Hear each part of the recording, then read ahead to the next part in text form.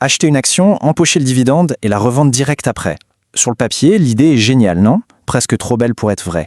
Alors, est-ce un raccourci vers la richesse ou plutôt un piège pour l'investisseur qui débute? C'est exactement ce qu'on va décrypter ensemble aujourd'hui. Cette analyse vous est présentée par Cash Finance. Et si ce genre d'analyse claire vous intéresse, eh bien pensez à vous abonner et à lâcher un petit j'aime. Franchement, ça nous aide énormément à continuer. Allez, on plonge dans le vif du sujet. Cette idée, elle est tellement simple et séduisante qu'on la voit partout, tout le temps, notamment sur les forums d'investisseurs. Voilà, cette question, elle vient d'un utilisateur sur un forum et elle résume parfaitement ce que beaucoup de débutants se disent. C'est simple, j'achète, j'encaisse, je revends et hop, je recommence. Le plan a l'air parfait, non? Alors, la vraie question c'est, est-ce que c'est vraiment une bonne combine pour se faire de l'argent facile en bourse? Pour le savoir, il faut qu'on décortique un peu la mécanique qui se cache derrière. Et oui, cette fameuse technique, elle a un nom dans le jargon de la finance, on appelle ça la capture de dividende. Voyons voir ce que c'est exactement. La définition, elle est toute simple en fait. C'est une opération de trading sur une durée très très courte. L'idée, ce n'est pas du tout de miser sur la croissance de l'entreprise, non. C'est juste de venir piquer le dividende qui va être versé. Le plan de bataille a l'air ultra simple, en 3 étapes. On achète l'action juste avant la date fatidique, on encaisse tranquillement le dividende, et paf, on revend l'action. Ça semble limpide, n'est-ce pas? Sauf que c'est précisément là que ça se corse. Parce que, soyons honnêtes, si c'était si facile, on serait tous en train de le faire, non? Il y a une raison fondamentale pour laquelle cette stratégie n'est pas une machine à cash. Et voilà, on arrive au cœur du problème. Le piège numéro 1. Ce dividende, il ne tombe pas du ciel. C'est du vrai argent qui sort des caisses de l'entreprise pour arriver sur le compte des actionnaires. Et donc, logiquement, la valeur de l'entreprise baisse d'autant. Le cours de l'action, lui, ne fait que s'ajuster mécaniquement. Regardez, c'est super clair ici. Imaginez une action à 100 €. L'entreprise verse un dividende de 7 €. Eh bien, le jour J, le cours de l'action va passer en théorie à 93 €. Résultat des courses, on se retrouve avec une action qui vaut 93 € et 7 € en cash sur le compte. 93 plus 7, ça fait 100. On n'a rien gagné. C'est ce qu'on appelle un jeu à somme nulle. Donc non seulement on ne gagne rien sur le moment, mais en plus le vrai problème, c'est qu'il y a des coûts à déduire. D'abord, il y a cette fameuse chute du cours. Ensuite, chaque achat et chaque vente, ça coûte de l'argent. Ce sont les frais de transaction. Et pour finir, le dividende qu'on a touché, il est imposé. Et l'impact des impôts, il est énorme. Regardez ce graphique. En France, avec ce qu'on appelle la flat tax, si on reçoit un dividende de 100 €, l'État en prend directement 31,40 €. Il ne reste plus que 68,60 € dans la poche.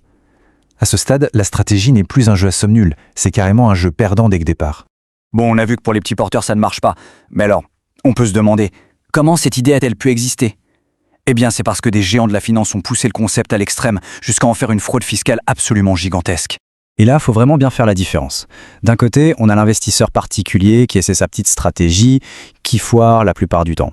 Et de l'autre, on a des montages financiers ultra complexes, à une échelle industrielle et surtout frauduleux. C'est ce qu'on a appelé l'arbitrage de dividendes.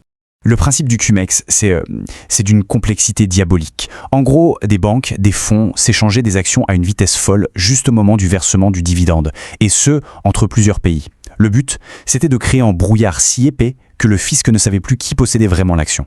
Et grâce à ça, ils arrivaient à se faire rembourser plusieurs fois un impôt qui n'avait été payé qu'une seule fois, si ce n'est jamais. Quand les journalistes ont sorti l'affaire des CumEx Files, ils n'ont pas mâché leurs mots. Et franchement, quand on regarde les chiffres, on comprend tout de suite pourquoi. 150 milliards d'euros, c'est juste colossal. C'est le montant estimé du vol pour les États européens, pour nous les contribuables. Une somme qui a été siphonnée des caisses publiques pendant près de 20 ans. Et la France, malheureusement, est en tête de ce triste classement, avec des pertes estimées à 33 milliards d'euros, juste devant l'Allemagne. Ces chiffres, ils donnent le vertige. Ils montrent comment une simple petite mécanique de bourse a pu être détournée pour organiser un pillage en règle. Bon, allez, on respire un peu et on revient à notre échelle, à l'échelle de l'investisseur individuel. Maintenant qu'on a vu la théorie, les pièges et cette dérive monstrueuse, qu'est-ce qu'on doit retenir pour nos propres investissements?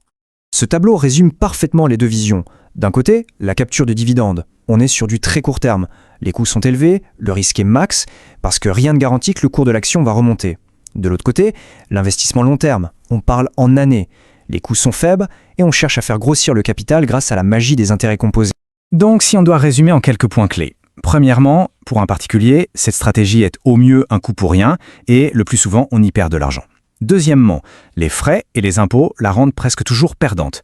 Et troisièmement, le plus important, la seule stratégie qui a vraiment fait ses preuves sur la durée, c'est de réinvestir patiemment ses dividendes pour profiter de l'effet boule de neige. Au final, la question est simple. Faut-il courir après des gains rapides qui sont souvent des mirages, ou est-ce qu'il vaut mieux construire son patrimoine patiemment sur le long terme? La réponse, je crois, est assez claire. Mais c'est toujours utile de comprendre pourquoi certaines bonnes idées sont en fait de très mauvais plans.